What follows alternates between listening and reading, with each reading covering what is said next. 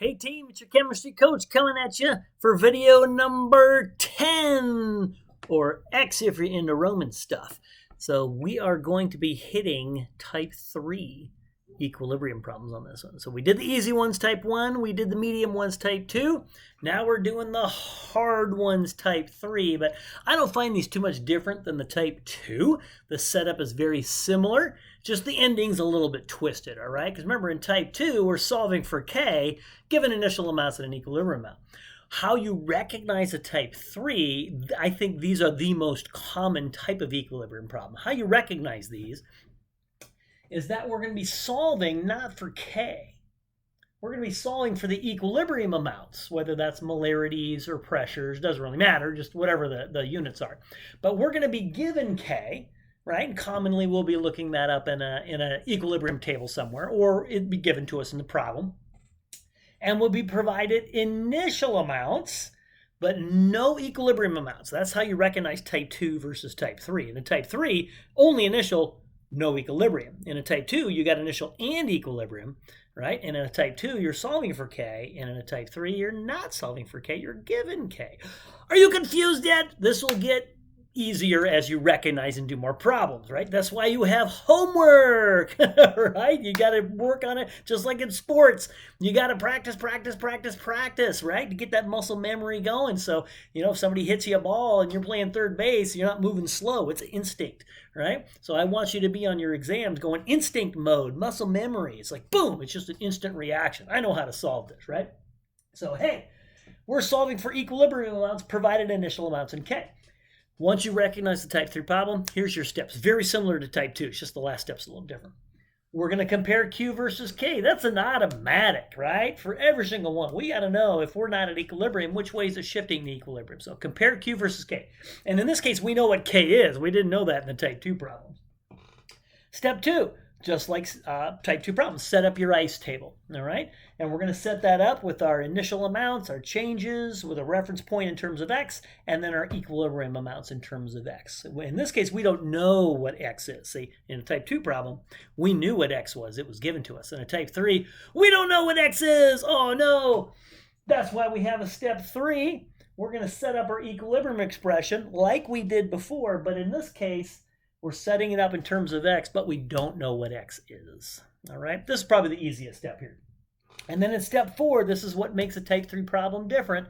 We're going to solve for X because we know what K is, and we know what all the equilibrium concentrations are in terms of X from the ICE table. We're going to plug them in, and we're going to solve for X. This can be a little wackadoo sometimes because we can get some really crazy exponents and things to the 5th power and wacky stuff.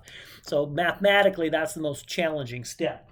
But we're just going to, whatever you got to do, throw the kitchen sink at it if you have to, solve for X. And once we know what X is, then we can plug that into the equilibrium amounts in the ICE table and then solve for the equilibrium concentrations. That's how we're going to approach this problem. So I'm going to pause it. I'm going to set up a problem for you, and let's make it happen. Hi, guys. Let's do our first type 3 problem. All right, so here we go. So again, we're always provided an equilibrium reaction. So we've got some H2S gas reacting with diatomic iodine in the solid phase. Oh, we got a heterogeneous equilibrium here, giving us 2 moles of HI gas and 1 mole of sulfur solid. We're given a Kp value of 1.34 times 10 to the minus 5th. All right, so it says here, with 0.9837 atmospheres of H2S initially, boop, boop, what are the equilibrium pressures of each gas and the total pressure? So you can recognize this as a type 3 problem because we are given K, not solving for K. We're given initial amounts, but no equilibrium amounts. So we know this is a type 3 problem. So we got 4 steps to do. Q versus K, which way is this baby shifting the equilibrium?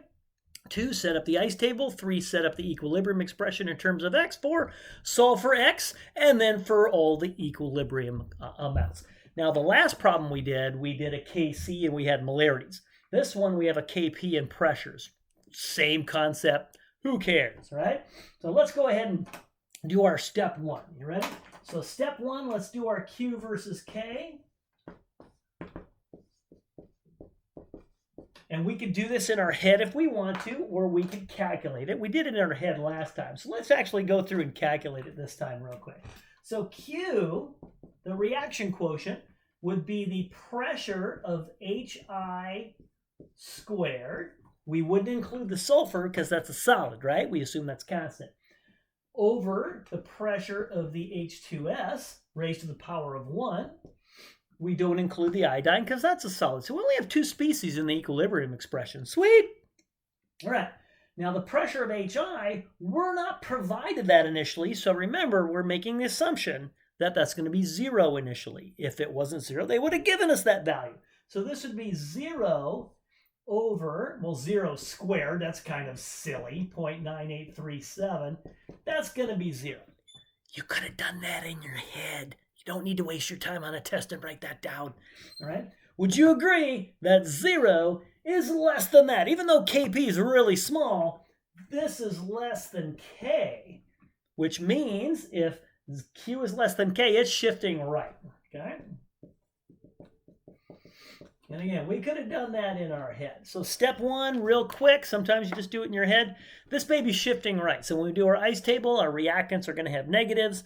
Our products are going to have positives because we're producing them. So let's set up our ice table. This is the funnest part. All right, you ready, team? So to do the ice table, start with your equilibrium reaction up there. Let's do our ice. I want to start singing some Vanilla Ice there, but I won't. That would be bad. All right, so here's our species. Let's draw our quick ice table here. Now, solids and liquids we don't have to worry about, right? So I'm just going to X those babies out. Or actually, I probably shouldn't use X because we're going to be solving for X. Let's just block those babies out. We're only worried about gas phase and aqueous phase. Species. Yay! So this is twice as easy as we anticipated. Let's put in our values. I was given an initial amount of H2S and nothing for HI. So we are making the assumption that we have none of HI. That's why it's shifting to the right to start with. And we had I think it was 0.9837. Now you don't really have to write the units in there because we're not going to use them in K. Just those units will pop out at the end of the problem. So there's our initial amounts. Now again, let's look at the change. And again, look for something with a 1 in front of it. That's the easiest way to do it. So that is a 2, that is a 1. So I'm going to call that X, right? And since it's shifting to the right, my shift is to the right. I'm going to be losing X of that, right? Which means I'm going to be forming my products, and I have a 2 in front of it. So I'm going to be gaining 2 times X of that particular product, HI gas, right on? And I don't worry about the solids. So my equilibrium amount will be the initial 0.9837 minus X. So that's how much I'll have at equilibrium, what I started with, minus how much I lose shifting towards equilibrium, right? Over here, I had 0 to start with, so it's 0 plus 2X. Let's ixnay the 0 part. So let's just call that 2X. There's your ice table. That is so easy. Once you do enough of those, you're going to be like, this is a joke. So now what we're going to do in step 3 is set up our equilibrium expression in terms of X and solve for X. Let's do it. If you love algebra, you love this next step. If you don't like algebra, take geometry. All right, you ready? So let's set up our equilibrium expression. And so we kind of already did this when we did the Q. It's the same concept, right? So let's set up our K. In this case, it's going to be Kp, right? So Kp is going to be the pressure of this, right? Pressure of the HI squared. Let's put that in parentheses and square that over the pressure of H2S. Let's do that from the ice table. So if you look back to the ice table, the HI was 2X. Its equilibrium value was 2X. So that's going to be 2X squared, right? Because we have to worry about that coefficient there. That's going to be 2X squared. Our H2S was the initial amount minus the X. Look at the ice table under the E. So that was the 0.9837 minus X. Now, we were at the same spot in the last video with the type 2 equilibrium problem, but in that one, we knew what X was. Hey, We don't know what x is, but we know what k is, don't we? So let's write in our value of k. Right? So if we look at what our k value was, that was 1.34 times 10 to the minus 5.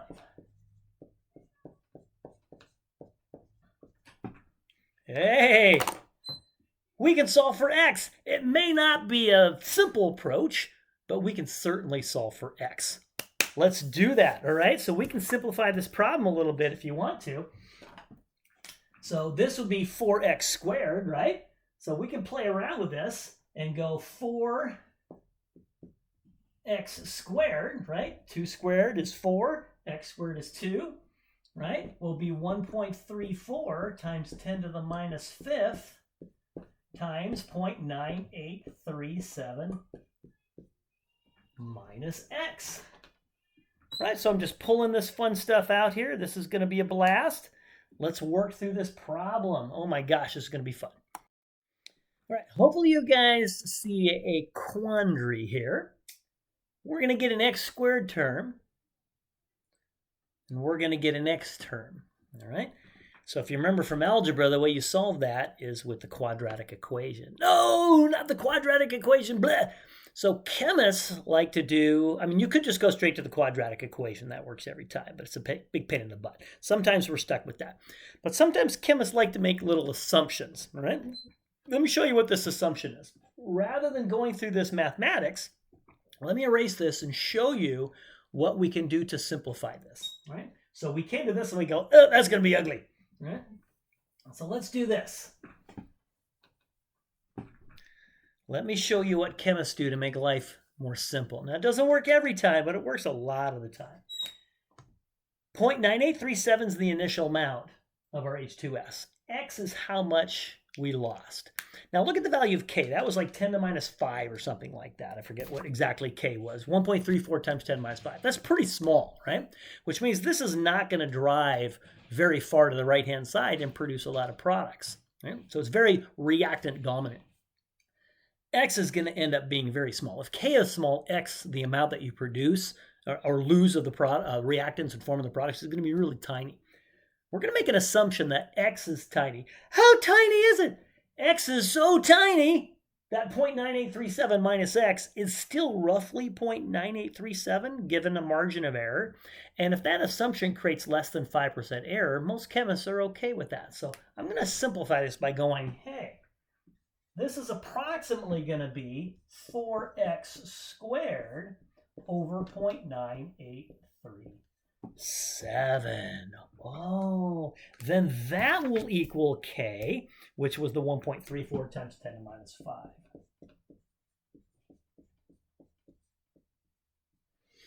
So I showed you two options, right? I showed you the hit your head against the door and get all bloody option of the quadratic equation using x squared as an x. But I would highly, highly recommend every time you have a type 3 problem, if you see an initial minus x or minus a 2x or minus a 3x or plus x or plus 2x, that x is so small that you can make the assumption that the initial is equal to the equilibrium. And that's going to really simplify our mathematics. All right, and this is a valid assumption if it creates less than 5% error. So that's an important enough assumption where I'm going to put that down there. I'm going to put the assumption valid if the less than or equal to 5% error. Okay. So what we're going to do at the very end is we're going to solve for x using this assumption, and then just take a look and see, is x less than 5% of that initial amount, 0.9837. And if it is, we're good with this assumption. It's a good valid assumption. If it's greater than 5%, we'll have to go back and do the head against the door bloody method of the quadratic equation, which I don't like to give those on my exams because it takes too long to go through the quadratic equation, but I'll do one in the next problem where I'm going to do a video doing this, but we'll be forced to do the quadratic equation. This assumption won't work, but I'm going to do that one, I believe, on a PowerPoint and walk you through it. All right, so this should simplify our calculations. Let's go through this.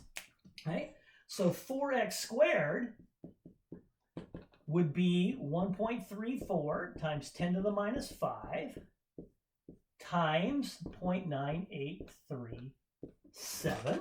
Everybody good with that? So x if I move the 4 down, will be 1.34 times 10 to the minus 5 times 0.9837 divided by 4. And I'm going to take the square root of that entire enchilada. Right on. And I got 3 significant figures there. That 4 is exact. I got 0.4 significant figures. So I'm good to 3 significant figures when I'm done. So I get 1.81. There's my 3 significant figures. I'm going to use that vertical dashed line to separate that out. I get a 5.3 times 10 to the minus 3. And that's going to be atmospheres, right? Because everything was in atmospheres going in. So when you go through the mathematics, that was a lot easier than the quadratic equation. Hopefully you agree with that one. And then I want to test and make sure that that's less than 5% error. So let's take that value of x, divide it by the initial value, and see if that's less than 5%. Let's test the assumption. Make sure it's less than 5% error. So let's do x over the initial amount of, what was that, the H2S? So x was 1.8153 times 10 to the minus 3rd. That's atmospheres, right? Divided by 0.9837 atmospheres. That'll cancel out. That'll give us the ratio. Times that by 100.